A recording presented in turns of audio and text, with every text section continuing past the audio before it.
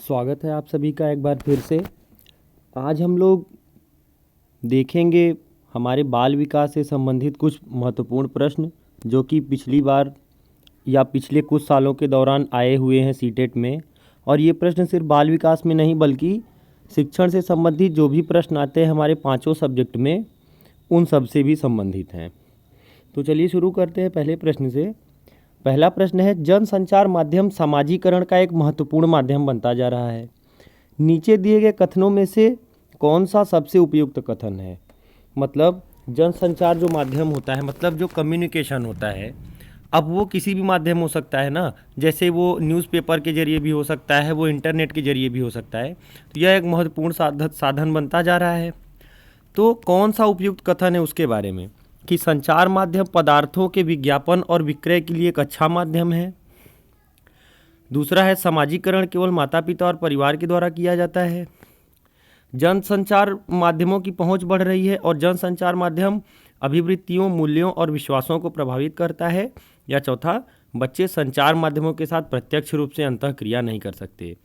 तो देखिए जो विकल्प 3 दिया है कि जनसंचार माध्यमों की पहुंच बढ़ रही है और जनसंचार माध्यम अभिवृत्तियों, मूल्यों और विश्वासों को प्रभावित करता है। मतलब कि जो इसमें दिया है कि पहुंच बढ़ रही है, अर्थात कि अब हर लोगों के पास अखबार या तो इंटरनेट या यूट्यूब, मोबाइल, इस सब की सुविधा हो रही है। तो इस वजह से लोगों के विश्वासों को ये प्रभावित कर रहा है। तो यही विकल्प हमारा सही होगा। आगे चलेंगे। अगला प्रश्न है कि इनमें से कौन सा कारक सीखने में अति महत्वपूर्ण भूमिका निभाता है। मतलब सीखने में इनमें से सबसे ज़्यादा महत्वपूर्ण क्या है। केवल आनुवंशिक बनावट, तो देखिए ओनली वाला जहाँ आ जाए, केवल आ जाए तो वो कभी सही नहीं होता। दूसरा है भौतिक आधारभूत संरचना, कि आपका फिजिक कैसा है, फिजिकल आपकी क्या है स्ट्रक्चर। तीसरा है सामाजिक संदर्भ तथा संवेग। या चौथा है परिपक्वता तथा शारीरिक छवि। तो देखिए सामाजिक संदर्भ तथा संवेग ही सबसे ज़्यादा महत्वपूर्ण होता है। आप किस समाज में रह रहे हैं, कैसे माहौल में रह रहे हैं, तथा आपकी इमोशंस क्या हैं, इसकी ये बहुत निर्भर करता है कि आप किस गति से सीखेंगे या कितना सीखेंगे। अगला प्रश्न है, जब आप एक शिक्षक समूह से जुड़ जाते हैं और अपने समूह के अन्य लोगों की ही तरह पोशाक धारण करने लगते हैं तो आप प्रदर्शन कर रहे होते हैं। मतलब कि चलिए मान लीजिए हम लोग टीचर बन गए, अब हम लोग टीचर्स की तरह कपड़े पहनना शुरू कर दिए, ठीक है। तो इससे क्या पता चलता है, इससे पता चलता है समूह की पहचान का, कि मतलब टीचर्स का जो समूह है, जो शिक्षकों का जो समूह है, उनकी पहचान क्या है, वो लोग कैसे कपड़े। देखिए कपड़ों से पहचान हो जाती है ना। हम लोग कॉलेज जाते हैं तो एक तरह के कपड़े, एक ड्रेस पहन के जाते हैं, यूनिफॉर्म। तो समूह की पहचान होती है। जी आगे चलेंगे। अपनी कक्षा में विविधता को संभालने के लिए शिक्षक को क्या करना चाहिए। विविधता मतलब कि कई प्रकार के बच्चे आते हैं ना, कई धर्म, जाति, समुदाय, भाषा, बहुत आदि चीज़ों से संबंधित बच्चे आते हैं। तो इसको संभालने के लिए शिक्षक को क्या करना चाहिए कि शिक्षार्थियों के सामाजिक संदर्भ का सम्मान नहीं करना चाहिए। क्यों नहीं करना चाहिए, ये तो गलत है। दूसरा है बच्चों की शारीरिक छवि के आधार पर उन्हें जांचना चाहिए कि वो देखने में कैसे हैं, ये भी गलत है। तीसरा है शिक्षार्थियों के सामाजिक और सांस्कृतिक संदर्भों के प्रति संवेदनशील होने की आवश्यकता है। या चौथा है समान अनुदेशन देने और वैयक्तिक भिन्नताओं पर ध्यान न देने की आवश्यकता है। तो वैयक्तिक भिन्नताओं पर ध्यान क्यों नहीं दिया जाए, बिल्कुल देना चाहिए। तो ये डी वाला तो बिल्कुल नहीं सही होगा। तो इसमें विकल्प हमारा जो सही होगा वो होगा विकल्प नंबर 3, यानी कि सी। क्या है कि शिक्षार्थियों के सामाजिक और सांस्कृतिक संदर्भों के प्रति संवेदनशील होने की आवश्यकता है। मतलब शिक्षार्थी जिस भी समाज से आया है, जिस भी संस्कृति का है, उसके प्रति शिक्षक को हमेशा आदर का भाव रखना चाहिए। अगला प्रश्न है कि विविध शिक्षार्थियों वाली एक समावेशी कक्षा में सहयोगी अधिगम और समवयस्कों से सीखना। मतलब कि एक समावेशी कक्षा है जिसमें कि कई अलग अलग कैटेगरी के बच्चे हैं, तो उसमें समवयस्कों से सीखना या सहयोगी अधिगम मतलब कैसा होता है। सहयोगी अधिगम मतलब जब बच्चे अपने मित्रों से सीखते हैं ना, तो या अपने साथ के बच्चे जो उनके क्लासमेट हैं उनसे, तो ये कैसा होता है, केवल कभी कभी प्रयोग किया जाना चाहिए क्योंकि यह सहपाठियों से तुलना को बढ़ावा देता है। सक्रिय रूप से निरुत्साहित किया जाना चाहिए और प्रतियोगिता को बढ़ावा देना चाहिए। सक्रिय रूप से प्रोत्साहित किया जाना चाहिए जिससे समवयस्कों की स्वीकार्यता बढ़े, या कार्यान्वित नहीं किया जाना चाहिए और विद्यार्थियों को क्षमताओं के अनुसार अलग अलग किया जाना चाहिए। तो देखिए अलग अलग नहीं करना चाहिए हमको कभी ना, ये गलत है। हमको कभी निरुत्साहित नहीं करना चाहिए, डीमोटिवेट नहीं करना चाहिए, डिस्करेज नहीं करना चाहिए। ठीक है, केवल जहाँ आ जाए, देखिए ये तो मैंने हमेशा बताया है कि ओनली जहाँ आ जाता है ये अपने आप में ही एक निगेटिव वर्ड है। ठीक है, तो देखिए विकल्प 3 हमारा सही होगा। हमेशा देखिए ये जो होता है ना एक्टिव पार्टिसिपेशन, देखिए एक्टिव आया ना, या इसमें सक्रिय आया। ठीक है, तो ये एक ऐसी चीज़ है जो कि हमेशा एक पॉजिटिव वर्ड होता है। तो जहाँ भी हमको एक्टिव पार्टिसिपेशन बच्चों में दिखे वो विकल्प हमारा सही होता है हमेशा। ठीक है, देखिए बच्चे जब आपस के बच्चों से बात करके सीखेंगे तो उनकी दोस्ती भी बढ़ेगी, एक दूसरे का सम्मान भी करेंगे और जल्दी सीख भी जाते हैं बच्चे। तो ये चीज़ हमेशा हमको प्रोत्साहित किया जाना चाहिए।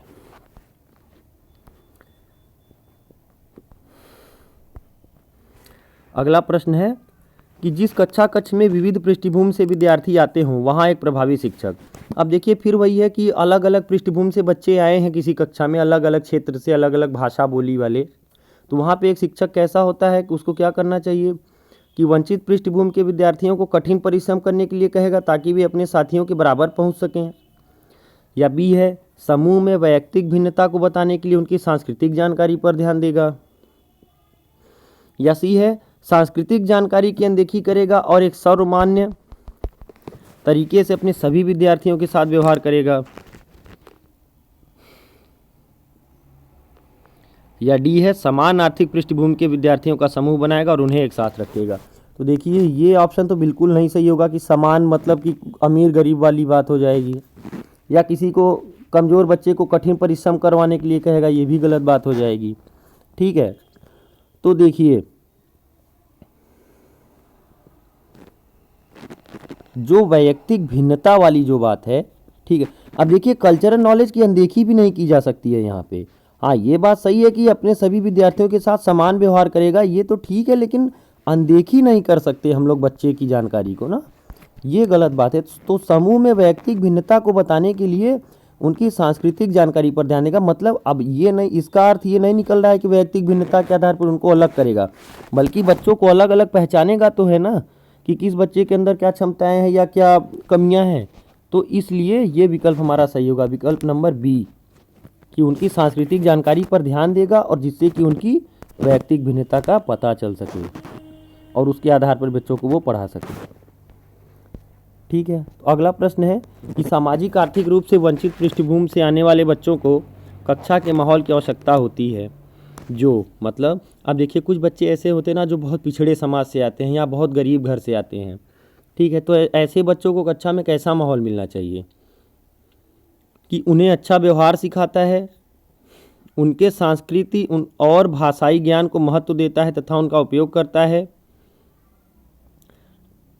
उनकी भाषा के उपयोग को हतोत्साहित करता है ताकि वे मुख्य धारा की भाषा सीख सकें, या बच्चों को उनकी क्षमताओं के आधार पर वर्गीकृत करता है। तो देखिए उनको ऐसी कक्षा की ज़रूरत होती है जो उनके सांस्कृतिक और भाषाई ज्ञान को महत्व दें, मतलब कि उनकी मातृभाषा क्या है या वो जिस समाज से आ रहे हैं वहाँ का रीति रिवाज क्या है, कैसा है, ठीक है, उसका ध्यान दे और उस मतलब उसका सम्मान करे, वो कक्षा उसका सम्मान दे उनको, और साथ ही साथ उसी के आधार पर उनको पढ़ाया भी जा सके। तो इसलिए विकल्प बी हमारा सही होगा इसमें। अगला प्रश्न है एक प्रारंभिक कक्षा कक्ष में एक बच्ची अपने साथ जो अनुभव लाती है, तो मतलब मान लीजिए कक्षा 1 में कोई बच्ची आई है तो वो उसके साथ जो भी अनुभव वो लेके आई है, बोलना सुनना जो भी चीज़ें अपने साथ ले आए, तो उसको उन्हें शामिल कर उनका संचय करना चाहिए। मतलब उस चीज़ को हमको कक्षा में शामिल करना चाहिए। ठीक है, उस पर हमको ध्यान देना चाहिए, शामिल करना चाहिए और उसके आधार पर बच्ची को सिखाया जाना चाहिए। अगला है बच्चे प्रभावी रूप से सीखते हैं जब, मतलब बच्चे प्रभावी रूप से कब सीखते हैं, अच्छे से कब सीखते हैं, जब शिक्षक कक्षा में होने वाली सभी घटनाओं व बच्चों को पूर्ण रूप से नियंत्रित करता है, या वे पाठ्य पुस्तक में दिए गए तथ्यों को याद। अब देखिए याद तो अपने आप में एक निगेटिव वर्ड है, तो ये तो हम लोग हमेशा कट करेंगे ये वाला। कंट्रोल, कभी भी कंट्रोल नहीं करते हम लोग बच्चों को हम लोग खुल के जीने का अवसर देते हैं, उनको खुल के कोई काम करने का अवसर देते हैं। ठीक है, नियंत्रण करना या कंट्रोल, देखिए आया ना इंग्लिश वाले में। नकल करना, देखिए सी में आए हुए श्यामपट्ट पर अध्यापक के द्वारा लिखे गए उत्तरों की नकल करते हैं, ये भी निगेटिव है। तो देखिए हमने 3 गलत जब पकड़ लिया तो चौथा तो हमको खुद ही समझ में आ गया कि अब अगला ही ऑप्शन सही होगा, कि वे विभिन्न गतिविधियों एवं कार्यों में सक्रिय रूप से भाग लेते हैं। देखा कि वो बच्चे सक्रिय रूप से भाग लेते हैं, मतलब उनको कक्षा में उनका मन लगा रहता है, वो आगे आके काम करना चाहते हैं खुद से। तो यही विकल्प हमारा सही रहेगा। करके सीखना तो वैसे भी हमेशा सही रहता है।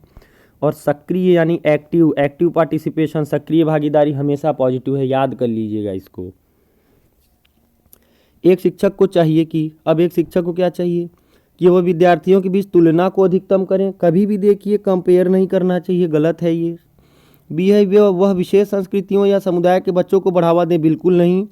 कुछ विशेष बच्चों को नहीं बढ़ावा दिया जा सकता, सबको साथ लेके चलना चाहिए समावेशी शिक्षा के अनुसार। सी है वह विद्यार्थियों के बीच सांस्कृतिक विभिन्नताओं तथा विविधता की अनदेखी करें, नहीं, अनदेखी क्यों करें।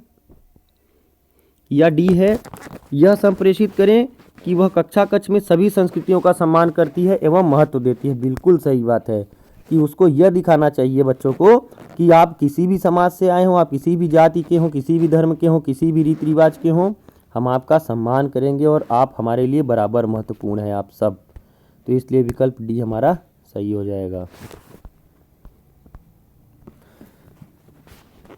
नेक्स्ट है, जब शिक्षक को विद्यार्थियों एवं उनकी योग्यताओं के बारे में सकारात्मक विश्वास होता है तब विद्यार्थी, मतलब जब शिक्षक को यह भरोसा हो जाता है कि हमारा जो स्टूडेंट है वो अच्छा है, उसकी योग्यताएं अच्छी हैं, वो सीख सकता है, तब विद्यार्थी को कैसा महसूस होता है, सीखने के लिए उत्सुक एवं प्रेरित रहते हैं कि वो और ज़्यादा सीखना चाहते हैं।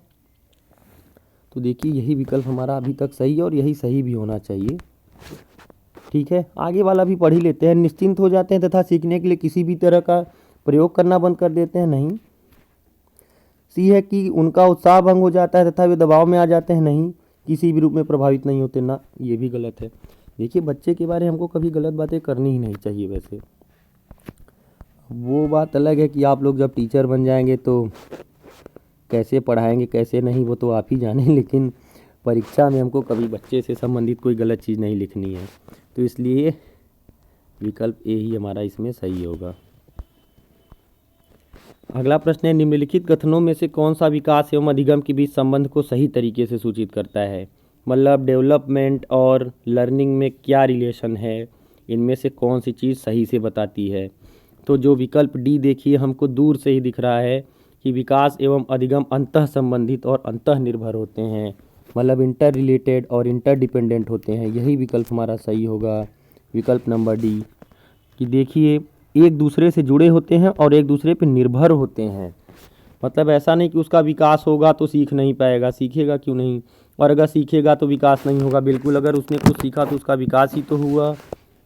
ठीक है, अगला प्रश्न है, वह प्रक्रिया जिसके द्वारा बच्चे आदतों, कौशलों, मूल्यों तथा अभिप्रेरणा को विकसित करते हैं और जो उन्हें समाज का जिम्मेदार एवं क्रियाशील सदस्य बनाती है, उसे क्या कहा जाता है। मतलब ऐसी प्रक्रिया जिसके द्वारा बच्चे काफ़ी सारी चीज़ें सीखते हैं, ठीक है, और वो उनके अंदर जिम्मेदारी की भावना भी आ जाती है, उसको क्या कहते हैं, तो उसको कहते हैं समाजीकरण, सोशलाइजेशन। मतलब वो समाज के एक हिस्सा बन जाते हैं, ठीक है, वो समाज में रहना सीखते हैं, तो इसको समाजीकरण कहते हैं। नेक्स्ट है, शिक्षण अधिगम प्रक्रिया में वंचित समूह से संबंधित विद्यार्थियों के द्वारा सहभागिता कम होने की स्थिति में एक शिक्षक को क्या करना चाहिए। मतलब अब देखिए एक कक्षा है, उसमें एक बच्चा ऐसा है जो वंचित समुदाय से आता है। वंचित समुदाय मतलब या गरीब होगा वो, या तो किसी पिछड़ी जाति का हो, या तो किसी कह सकते हैं कि ऐसे जनजाति से आया हो जो मतलब कि पिछड़े हों सामाजिक तौर पे, ज़्यादा उनका विकास ना हुआ हो। तो ऐसे वो बच्चा क्या करता है, वो कक्षा में उसका मन नहीं लगता पढ़ने, मतलब बहुत जो गुमसुम रहता है, किसी काम में हिस्सा नहीं लेना चाहता, खेल कूद में या पढ़ाई में। तो ऐसे बच्चे के साथ शिक्षक को क्या करना चाहिए कि पहला दिया है, बच्चों को विद्यालय छोड़ने के लिए कहना चाहिए कि जाओ तुम पढ़ो ही मत, या इस स्थिति को जैसी है स्वीकार कर लेना चाहिए कि चलो ठीक है तो वो नहीं बोल रहा है तो उसके ऊपर ध्यान ही मत दो, या इन विद्यार्थियों से अपनी अपेक्षाओं को कम करना चाहिए कि मतलब शिक्षक अब उससे अब उम्मीद ही रखना बंद कर दे कि अब ये नहीं पढ़ पाएगा। या डी दिया है, अपनी शिक्षण पद्धति पर विचार करना चाहिए तथा बच्चों की सहभागिता में सुधार करने के लिए नए तरीके ढूंढने चाहिए। बिल्कुल यही ऑप्शन सही है। शिक्षक को ये पता लगाना चाहिए कि ये बच्चा आखिर सीख नहीं रहा है, तो ऐसी क्या वजह है, क्या मेरी पढ़ाने की कला में कोई कमी है, तो मैं कुछ बदलाव ले आ सकूं अपने पढ़ाने में, ताकि ये बच्चा सीखने के लिए प्रेरित हो। और हमेशा सुधार करने के नए नए तरीकों को ढूंढते रहना चाहिए। तो विकल्प डी हमेशा सही होगा हमारा। अगला प्रश्न है, निम्नलिखित में से कौन सा द्वितीयक सामाजिकरण एजेंसी का उदाहरण है। देखिए द्वितीयक सामाजिकरण, देखिए प्राथमिक सामाजिकरण तो परिवार से ही होता है ना, बच्चे सबसे पहले परिवार में आते हैं। तो द्वितीयक मतलब कि परिवार के बाद बच्चा निकल के कहाँ जाता है, परिवार के बाद निकल के बच्चा जाता है विद्यालय एवं मीडिया में जाता है ना, ठीक है। तो ये द्वितीयक सामाजिकरण एजेंसी का उदाहरण होगा। निम्नलिखित में से कौन से सामाजिकरण के गौड़ वाहक हो सकते हैं, फिर वही पूछा है, द्वितीयक ही पूछा है। तो द्वितीयक कौन सा होगा, विद्यालय और निकटतम परिवार के सदस्य, मतलब विद्यालय और रिश्तेदार कह सकते हैं, ठीक है, क्योंकि घर के बाद तो यही लोग सबसे पहले मिलते हैं बच्चों को।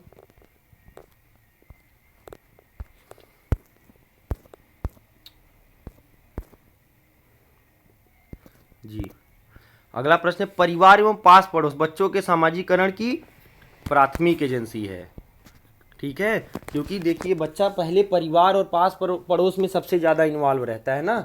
मतलब जैसे कोई भी बच्चा हो तो वो जब जानने लायक होता है, थोड़ा सा बड़ा होता है, तो वो अपने परिवार वालों को जानता है, फिर अगल बगल वालों को जानता है। तो ये हमेशा प्राथमिक एजेंसियाँ होती हैं, मतलब बच्चा सबसे पहले सामाजिकरण इन्हीं से सीखता है। तो विकल्प ए बी हमारा सही होगा, प्राथमिक एजेंसियाँ हैं। अगला प्रश्न है, शिक्षक कक्षा में पढ़ने में ध्यान न देने वाले बच्चों से किस प्रकार का बर्ताव कर सकते हैं, कि जो बच्चा पढ़ने में मन नहीं लगा रहा है उसके साथ टीचर कैसा बिहेव कर सकते हैं। तो पहला ऑप्शन है बच्चों को कक्षा से बाहर जाने के लिए कहना, दूसरा है पूरी कक्षा के सामने उन्हें बार बार डांटना, तीसरा है उनसे बात करके तथा उनकी अरुचि का कारण जानने की कोशिश करके, या डी है उन्हें गृह कार्य के रूप में अत्यधिक वर्कशीट देकर। अब देखिए होमवर्क तो कभी नहीं देना चाहिए बच्चों को, ये तो एनसीएफ में लिखा है कि होमवर्क एक बुरी चीज़ है, तो ये तो हमेशा गलत होगा।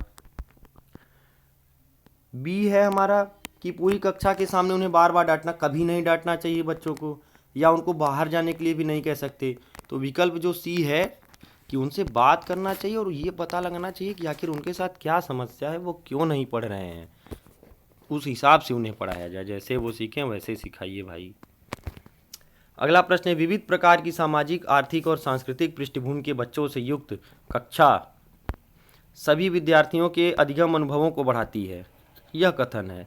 अब देखिए अगर ऐसी कक्षा है जहाँ पे अलग अलग प्रकार के बच्चे हैं, कोई अमीर है, कोई गरीब है, कोई मीडियम क्लास का है, कोई हिंदू है, कोई मुस्लिम है, कोई सिख, कोई ईसाई, कोई बौद्ध, कोई जैन, कोई किसी जाति का है, कोई किसी समुदाय का है, कोई किसी वर्ग का है, तो ऐसी कक्षा जब होती है ना जहाँ विभिन्न प्रकार के बच्चे होते हैं, तो यह कक्षा अधिगम अनुभवों को बढ़ाती, मतलब बच्चों को अनुभव देती है अलग अलग चीज़ों का। ये तो बात सही है भाई, अगर अलग अलग प्रकार के लोग मिलेंगे तो हम लोग उनसे कुछ ना कुछ सीखेंगे ही। तो बताइए यह कथन क्या है, सही है, क्योंकि इससे कक्षा अधिक श्रेणीबद्ध दिखाई देती है। कि इसलिए सही है कि इससे कक्षा में मतलब कि अलग अलग कैटेगरी हम लोग बना सकते हैं। या बी है गलत, क्योंकि अब देखिए गलत तो है ही नहीं, ये बात है तो देखिए सही। तो जो गलत वाले ऑप्शन है ये दोनों तो हम बिल्कुल नहीं, इन पे तो हम जाएंगे नहीं, इसको पढ़ना ही बेकार है, तो ये तो हम कभी नहीं देखेंगे। सही है पहला और दूसरे और डी वाले में सही लिखा है, तो डी जो ऑप्शन है सही है, क्योंकि बच्चे अपने साथियों से अनेक कौशल सीखते हैं। जी हाँ, बिल्कुल सही बात है कि बच्चे अपने दोस्तों से भी बहुत सारी चीज़ें तो सीखेंगे ना, इसलिए ये ऑप्शन हमारा डी सही है। पहला इसलिए नहीं सही है क्योंकि हमारा उद्देश्य कभी कैटेगरी में बांटना नहीं होता बच्चों को, बल्कि हमारा उद्देश्य ये होता है कि बच्चे अपने साथियों से भी सीखें कुछ ना कुछ, इसलिए डी हमारा सही है। आखिरी प्रश्न है आज का कि समाजीकरण के संदर्भ में विद्यालयों के पास प्रायः एक प्रच्छन्न पाठ्यचर्या विद्यमान रहती है जिसमें निहित है। अब देखिए एक छिपी हुई बात होती है हमेशा विद्यार्थियों के आसपास जिससे कि वो सीख सकते हैं। तो वो छिपी हुई बात कौन सी होती है कि बलात्मक अधिगम। अब देखिए बलात्मक मतलब ज़बरदस्ती पढ़ाना नहीं। बी है अंतः क्रिया व सामाजिक व सामग्री द्वारा विद्यालयों में प्रस्तुत किए जाने वाले सामाजिक भूमिकाओं से संबंध अनौपचारिक संकेत। या डी दिया है परिवारों के माध्यम से विद्यार्थियों का समझौतापूर्ण व प्रतिरोधात्मक नहीं, समझौता करके थोड़ी ना बच्चा सीखेगा कभी। या डी दिया है मूल्यों व अभिवृत्तियों का शिक्षण एवं आकलन। तो देखिए ये भी विकल्प नहीं से, इसमें आकलन का तो कोई उद्देश्य ही नहीं होता। जो विकल्प बी दिया है ना कि देखिए जो सामाजिक अधिक मतलब जो सामाजिकरण हो रहा है बच्चों का, तो स्कूल में जो लोग मौजूद हैं या जो सामान जो भी सामग्रियां मौजूद हैं स्कूल में, उससे बच्चा कितना अपने आप को रिलेट कर रहा है, कितना ज़्यादा खुद को जोड़ रहा है, कितना उसके साथ मतलब कह सकते हैं कि इंटरेक्शन कर रहा है, मतलब जुड़ने की कोशिश कर रहा है, उनसे बात कर रहा है, उनके साथ इन्वॉल्व हो रहा है। तो ये भी एक छिपी हुई बात होती है बच्चों के सामाजिकरण में। अब देखिए बार बार इस आज के हमारे प्रश्न जितने भी थे इसमें बार बार सामाजिकरण आया। देखिए सामाजिकरण बेसिकली होता क्या है, सामाजिकरण मतलब बच्चे को समाज के नियम कानून मूल्य जो भी चीज़ें हैं समाज में, तो बच्चे को समाज में कुल मिला के एक तरीके से घुलना मिलना सिखाना, किसके साथ कैसा व्यवहार करना है, किससे क्या बात करनी है, कहाँ कैसे जाना है, कहाँ क्या पहनना है, किसको क्या बोलना है, कहाँ कैसा व्यवहार करना है, ये सामाजिकरण में आता है। अब देखिए प्राथमिक एजेंसियाँ कौन कौन सी होती हैं। प्राथमिक एजेंसी हो गया परिवार, हो गया बच्चे का सबसे बड़ी बात, क्योंकि बच्चा सबसे पहले परिवार में बोलना चलना सीखता है। उसके बाद पास पड़ोस आ गया। द्वितीयक में क्या आता है, स्कूल आ जाता है हमारा। स्कूल इसलिए आता है क्योंकि बच्चा घर से निकलने के बाद फिर सीधा स्कूल में बहुत ज़्यादा समय बिताता है। बच्चा क्या करता है कि घर के बाद सबसे ज़्यादा समय स्कूल में ही तो बिताता है ना, 5 घंटे 6 घंटे। द्वितीयक में ही हमारा क्या कहते हैं मीडिया वगैरह भी आ जाता है, ठीक है। तो ये सब सामाजिकरण है। तो उम्मीद करता हूँ आज का टॉपिक आप लोग को समझ में आएगा। आज जितने भी प्रश्न हुए हैं सब आपको अच्छे से समझ में आए होंगे। तो आप लोग अपनी पढ़ाई ध्यान से करते रहिए। बहुत बहुत धन्यवाद आप सभी का एक बार फिर से।